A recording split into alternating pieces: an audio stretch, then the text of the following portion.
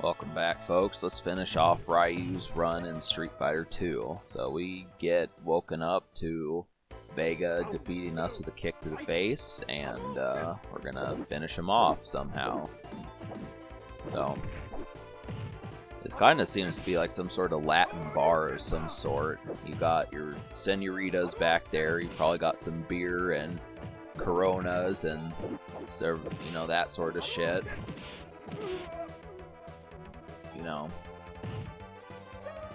Typical stuff, but it's funny. I mean, you do fight Vega in Spain, so kind of the situation. But in this, him and M. Bison are the worst. I mean, Sagat can kind of piss me off at times, but I mean, at least in Street Fighter 2, he's not horrible. I mean, his dominance is kind of... I felt like his dominance was kind of downplayed just because of the new M. Bison character, but most of the bosses are pretty chump related. So that just kind of happens to be the thing there. So I got a perfect on Vega. I think he actually got a perfect on me once. So it's just repaying the favor. But here's the situation. I noticed in Street Fighter Alpha 3, which I'm getting ready to do a playthrough of, Ryu is only 5'7" in Street Fighter Alpha 3, and in this he's like 5'10" or 5'11", so I don't know where that came from as far as making him shorter, because there are a lot of characters. When I play like the arcade mode in that, I was getting like mad. I was getting like teeth gnashing mad because they kept putting me against like huge characters that have like a 7 or 8 foot reach. And they made me fight Sagat, they made me fight Zangief, they made me fight Birdie, who's huge. They made me fight, who else did they make me fight? Some other huge asshole. Like 4 of those fucks. Out of 10 fights that you would get in total, I had to fight 4 of the big stinks. And they just wound up being like pieces of shit because Ryu can't punch them. All they have to do is lean forward and they can fucking clock you and shit. So it was not pleasant.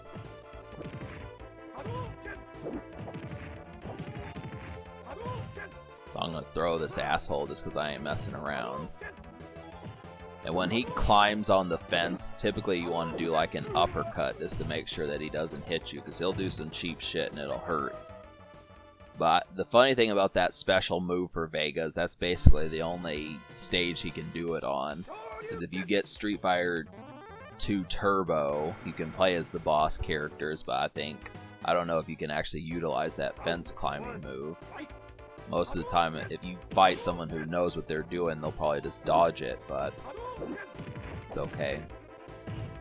I never bought Street Fighter 2 Turbo. I bought Super Street Fighter 2 and then this game, but didn't want Street Fighter 2 Turbo. I mean, if they would have had Super Street Fighter 2 Turbo, where you could play as Akuma or whatever, I would have messed with that, but yeah, that's the thing. The funny thing about when you reflect on Street Fighter is just how many people actually hated all the rehashes that they kept doing. People got tired of that right away, but to me it was essentially a new game. You know, the 4 new characters that they added with Fei Long and Cammy and DJ and T-Hawk, I mean, that was actually a worthwhile addition, just because you got some new fellows in addition to the boss characters, which you might not have played as either. So, it was good shit. And,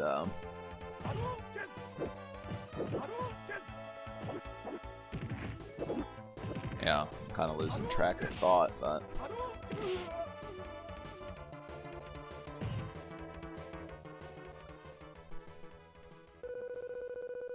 so this is the kind of shit that you just eat. Like, I would recommend, when I usually recommend to you guys foods that you should eat as you watch this stuff, this would be like the nachos and beer kind of thing. You just have like some nachos with queso, with some melty cheese, and then you fuck around and have like 3 beers or something or more. I don't care. I mean, it's such a short playthrough. I mean, I beat this game in 25 minutes.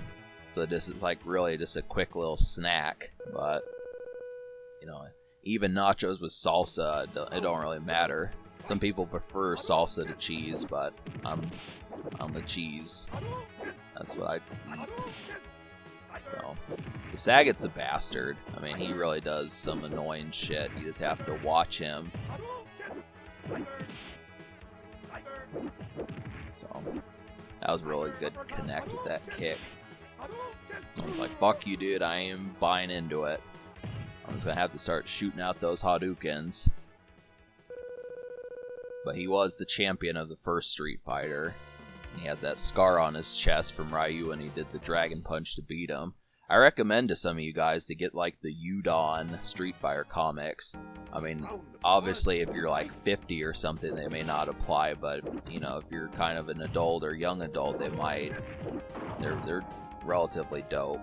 I mean, the storyline weaves Street Fighter Alpha all the way to Street Fighter 2, where you fight Akuma and such, so it's a big storied process. It's got some fun fights in there. It's not just based upon Ryu or Ken. Guile, Chun-Li, Fei Long, all those characters show up. Yeah, M. Bison's a bitch. I mean, they make him cheap on purpose. I mean, he's supposed to be the toughest one, but you just have to pay attention. He's a part of a criminal organization. And in the comics, he actually kills characters. I mean, he starts to kind of do some stuff, and it shows. It's a very good showcase of, I mean, because the video game doesn't really show anything. He just looks like an ass clown or some sort of Nazi in this game, but, I mean, he does have some evil about him that I'm glad they showcase more. But he's really lean in this game. In Street Fighter Alpha, he's a lot more built and seemingly more menacing. So.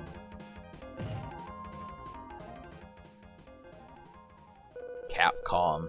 I mean, how many video games do they even make anymore? And back in the PS2 days, they made plenty of games. There must have been like at least 10 or so games they made for the PS2. Kind of the same way they were with the Super Nintendo, but it just seems like they kind of take their sweet time. I mean, apart from making Resident Evil games and rehashes and stuff, they don't really do much of anything, it seems like. And I was kind of thinking about it. I was playing Ghosts and Goblins for the NES the other day, and I thought, you know, there was a PS2 game that was similar to that, and that was the Maximo game, and I need to pick that up. It's an old game. It's like 18 years old, but it's pretty dope, I'd have to say. I mean, 3D version of Ghosts and Goblins, I need to mess with it.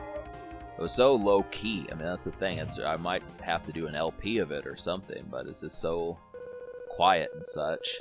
But yeah, Capcom's going to be a bastard, and they're going to basically not even show me the ending, because apparently I didn't try on the hardest difficulty. It's like, come on, you know? That's just torture. I should have